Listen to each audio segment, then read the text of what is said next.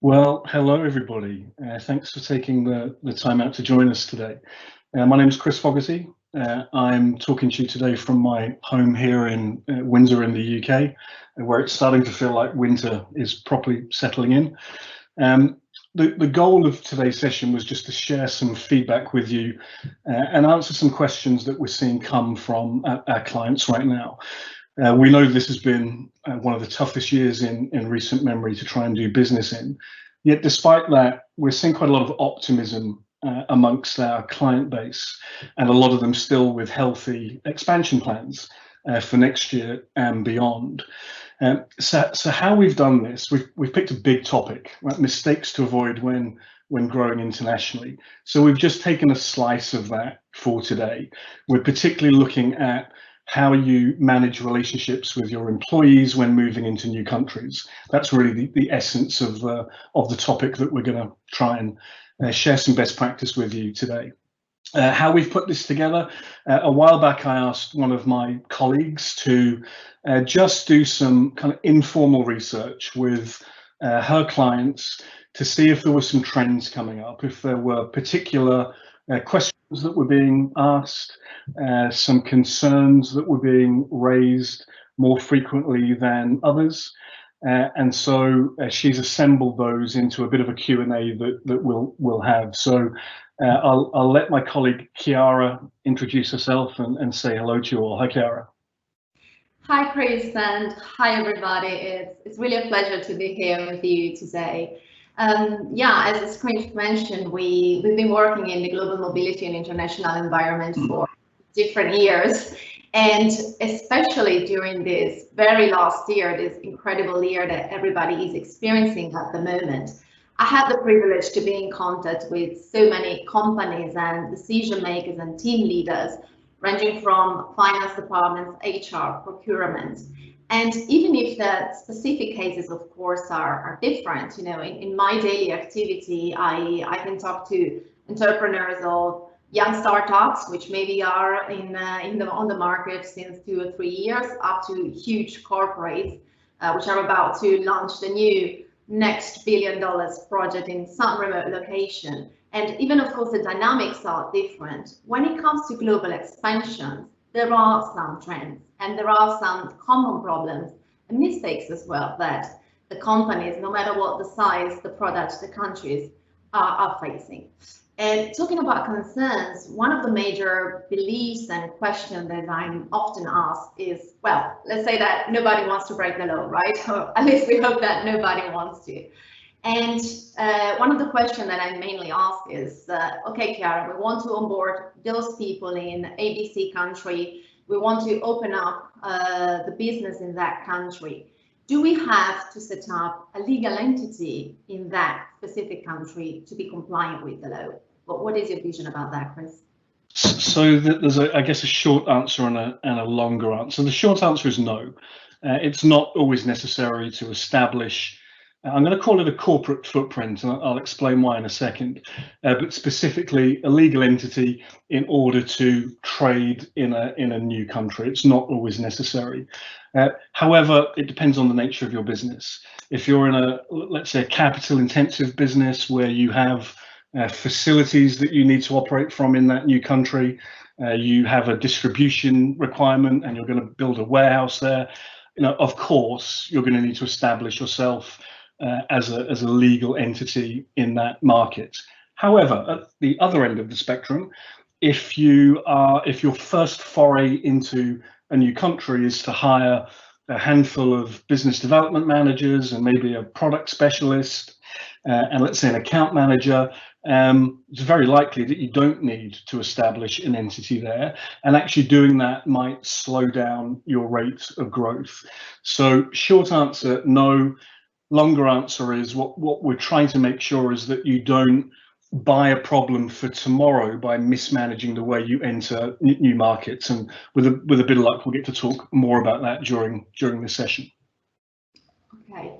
You're talking about problems, Chris. You mentioned problems, and of course, with problems come the risks and the risk management. And when we're talking about operating abroad, operating in a different countries, There is also a lot of factors involved with bureaucracy, administrative procedures, local procedures, and compliance above all.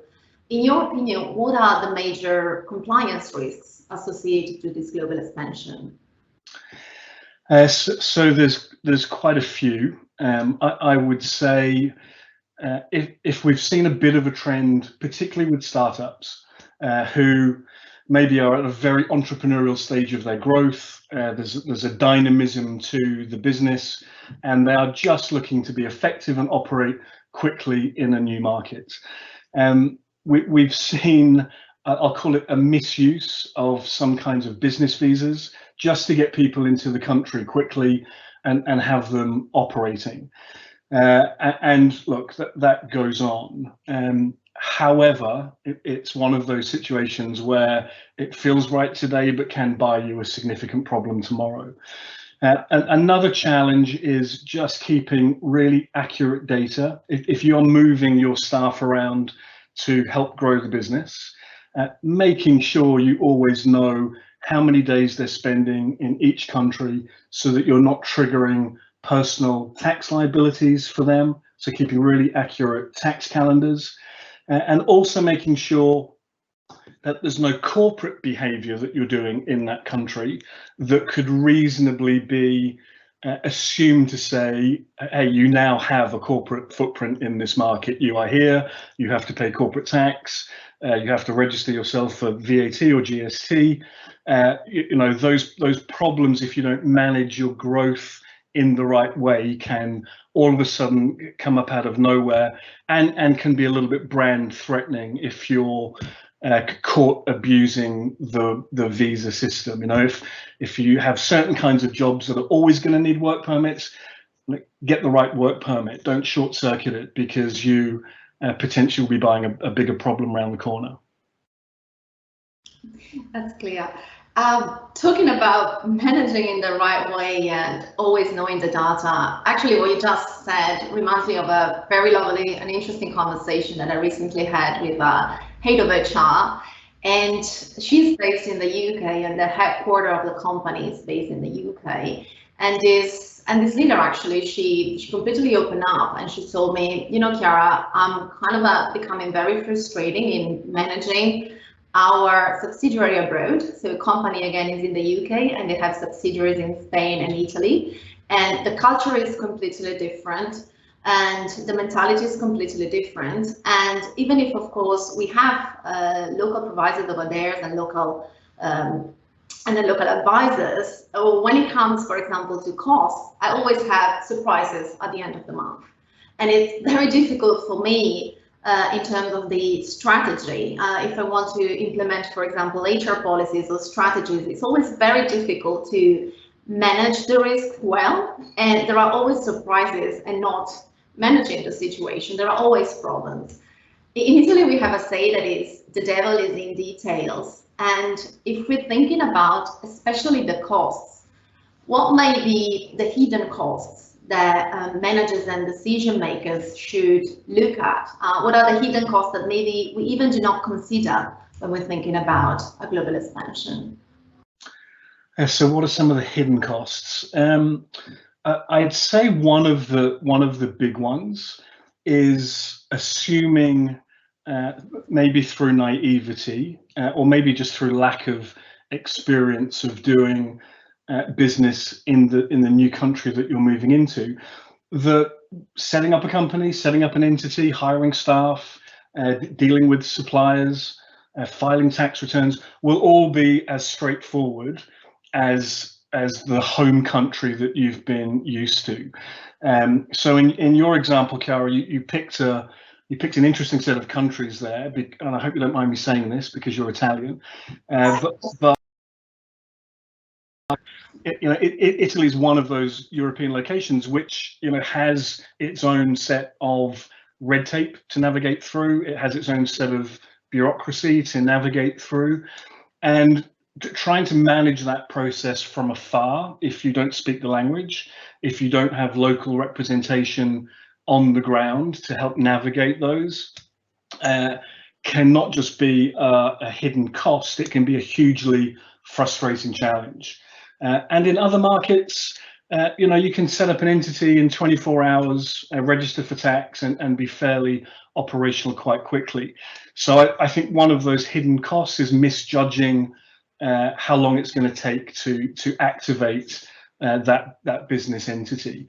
You know, it might be that there are translation costs that you haven't catered for, and just a lack of familiarity with how business is done in that market can be hugely frustrating for a lot of companies that just want to get on and manage their growth. True that.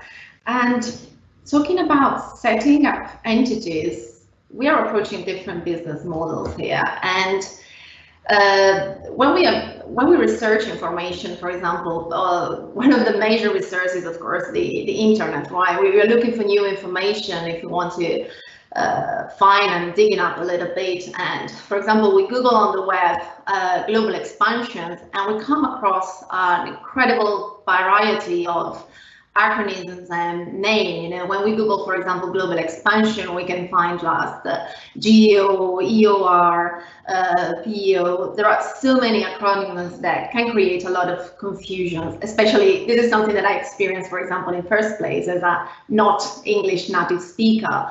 There are a lot of names on the market, but the reality is that they, of course, they mean there are just different ways to describe more or less the same concept. So if we're talking about, for example, about GEO, global employment outsourcing, we are literally describing the possibility and the business model of outsourcing our resources, our human capital, to a third-party employer.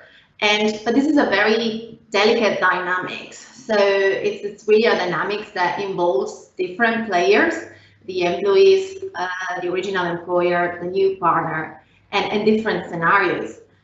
Chris, could you please, that can be very confusing, of course, when we first approach this business model. Can you please give us a better overview maybe of this co-employment dynamic that we can find?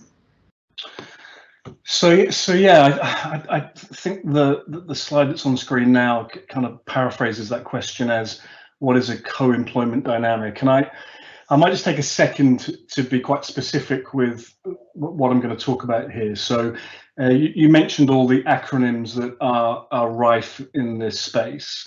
I'm just going to pick one, global employment outsourcing. A simple definition of it for the purpose of answering this question is you're engaging with a provider who's acting as the employer of record for some of your employees, so you can have speed to market front and center. You don't need to set up an entity.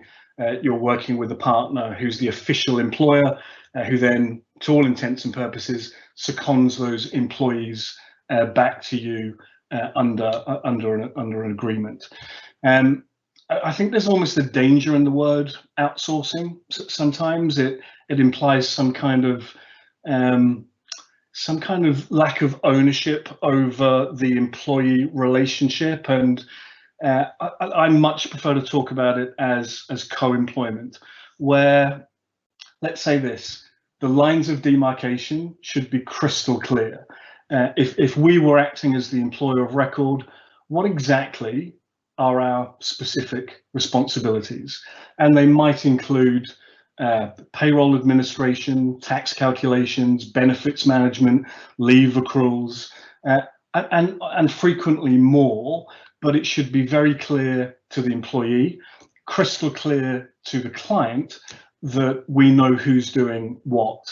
That's one of the biggest challenges that I see, is where a client has an expectation that the provider will be performing a range of functions that the provider either isn't capable of or never understood to be within their brief. So in my mind, it's a better phrase to use to set a relationship up, to say, hey, we're in this together. You're still going to maintain the career management of your employees. You're still going to manage their long-term incentive plans. You're going to be the ultimate decision makers in where they work and in what role. But we are going to do the heavy lifting for you with all of that administration and back-end HR support.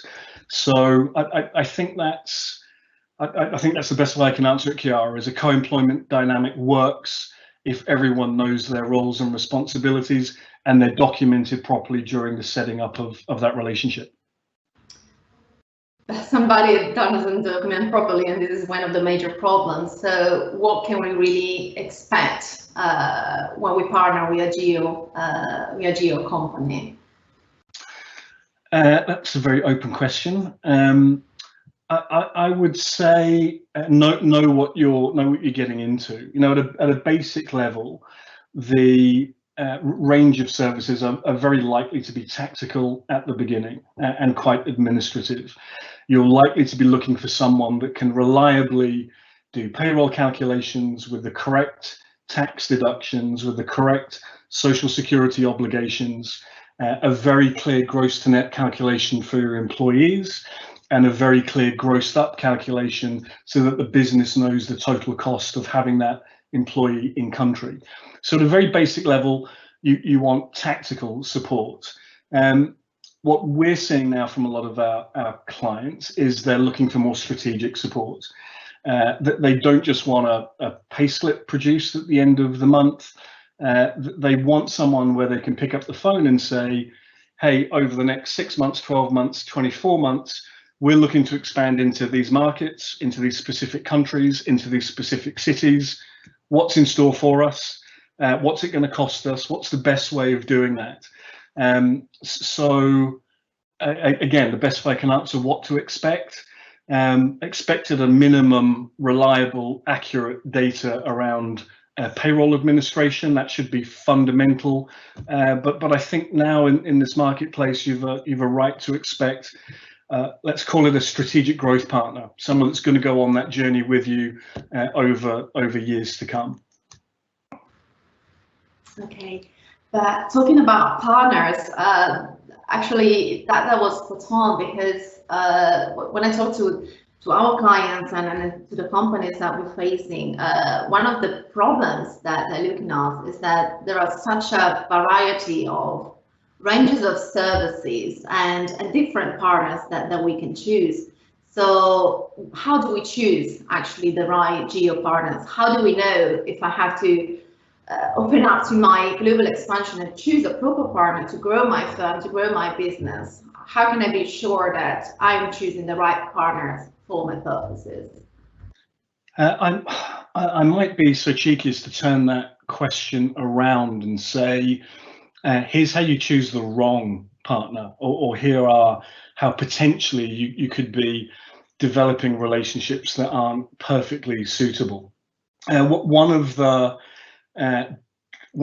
fundamental symptoms of a fast-moving company is that, excuse me, decisions get made quickly, and decisions around hiring talent, mobilizing talent, and how the employment relationship is structured with that employee. Those decisions by necessity need to be made quickly. And I think that's the one area where I would encourage our clients and the market to say, just take a breath. If you're building a supplier network you pick a provider in France, you pick a different one in Germany, you pick a different one in Scandinavia, a different one in Singapore, 2 in Canada. Very quickly you've got a bit of a supply chain overhead to manage, and perhaps you don't have that strategic rapport or advice with one company. So I think the best answer is how to pick the right provider is, of course, make sure your needs today are being addressed. They've clearly got to have the capability to provide you with the service that you need, but also have one eye on the future. Assemble a steering group, even if it's 2 or 3 people within the business, to say, hey, what projects might we be winning down the line? What countries are we likely to be moving into next? And then, as best you can, try and pick a partner that's going to serve you better in the long term and not just provide you some short-term tactical support. Talking about long-term and talking about partnerships, it sounds like a marriage, right? Of course, we hope to choose a partner that is going to be for a long run. But we all know that, let's say, even in the marriage, after the lovely honeymoon, there is a normal and daily life, and there are problems. And here we're discussing, of course, of a very delicate topic, which is our human resources, our capital, and expanding abroad. And attached to, of course, the concept of human resources, a huge part is this basically related to the payroll, and again to the administrative procedures that create problems most of the time. How can we avoid these payroll nightmares? Because sometimes they can really become nightmares and give a lot of stomachache to the management and to the people involved. Yes, so boiling again that question down to something manageable for the time that we've got today, because you're right, there are a host of considerations broader than this one topic, but let's pick one. How do we avoid payroll nightmares? Well, let's list a few of them. Firstly, chief amongst them, as basic as it sounds, is not paying your people on time. And you would be amazed at how frequently that becomes a real issue. And I know this is common sense and probably doesn't even need to be said, but there are few things as damaging in the relationship between an employer and an employee, particularly new employees, as not getting pay in the bank account at the right amount on time. It inevitably raises questions in the employee's mind about solvency, liquidity with their employer. It's going to make them feel undervalued. It might make them start looking at the job ads online. And it should be something fairly straightforward. Put money in the bank account on time. But when you're expanding internationally, it's never as simple as that. There are a whole host of challenges and hurdles to jump through to make sure you have payroll set up properly. So kind of mortal sin number one, make sure you have a robust setup process so that your employees get paid on time. Not making payroll payments accurately, either underestimating the deductions in that country or underestimating statutory costs, again, just buying problems for tomorrow by doing that. You don't want to be going to an employee and saying, hey, sorry, we've overpaid you for 6 months, can we have a check, please? And neither do you want to be underpaying them either. So the biggest issues around payroll are just making sure you're doing the calculations based on up-to-date data that's being fed to you by a partner or provider that has their finger on the pulse, because the landscape globally changes frequently, and keeping a tight hold over payroll management is absolutely key. The best way that I can say to mitigate the risk of any of those things happening is having a super robust implementation plan or project plan. But if you're working with a new provider, you'd hope that they would be guiding you through these process steps. You know, that they should be saying to you, hey, we need this information by this date in order to make sure that these people can be paid accurately and compliantly and on time. And if you're working with a provider and you don't have visibility over that project plan, or you don't have it internally, maybe a bit of an alarm bell should be going off. So yeah, payroll issues, they're the one thing that you can never afford to get wrong, and unfortunately it's one of the quite complex areas of expanding internationally.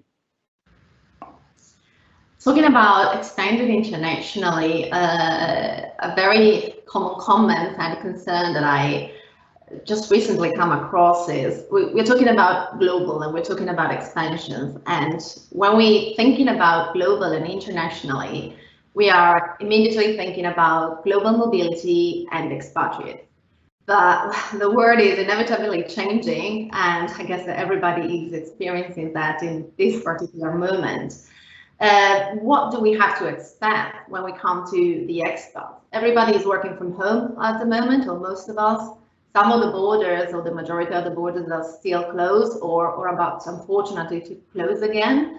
So how do we see expats in this scenario, and how do we see expats in the future in the global expansion? I mean, that's such a huge question. Actually, I'll answer it with a quote, but I'll keep the person anonymous.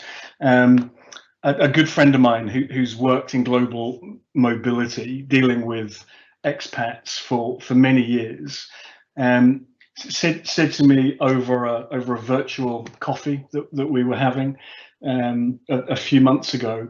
He said, "Hey, do you think the world is going to wake up and realize that they don't need global mobility anymore?" And it was said a little bit tongue in cheek, but you know, like all things, there was an element of truth to that. You know, COVID has presented us with enormous challenges, but being the species that we are, we figure out new ways of working really quickly. So I'm talking to you from my home, you're at home. I would imagine a very large percentage of those joining the call are as well. That doesn't mean to me that expats will no longer be needed, but what I would encourage organizations to do is to think really carefully before defaulting into very high cost, long-term expatriate type relocations where employees are really well recompensed. They are very costly to the business. They're generally longer term, 2, 3, even more year assignments. And there's other ways of growing the business, because usually the goal with relocating staff is you have internal knowledge that you can't buy or hire or rent in an overseas market. And so the assumption is we need to take this talent and move it to that location and cascade it through our new business. And that's absolutely perfect logic. But I predict that we're going to see a very big change in the types of those assignments. In fact, over the last few years, we already have pre-COVID, you know, a much bigger increase of short-term assignments, cross-border commuters, extended business travel, lots of different ways of moving talent around, all come with their own set of challenges to manage compliantly. But no, I don't think companies always need to just assume it has to be a long-term assignment overseas. We've learnt that painfully this year, that there are other ways of communicating and doing business with each other. And I think that puts us on the half an hour, right, which was the time that we had allocated for this. So first of all, Chiara, thanks for doing that project to gather those questions. More importantly, thanks to everyone that's taken the time today to join us. I hope there was at least some value for some of you in what we had to share, and thanks for your time, and keep well and keep safe, and ciao. Thank you. Bye, everyone.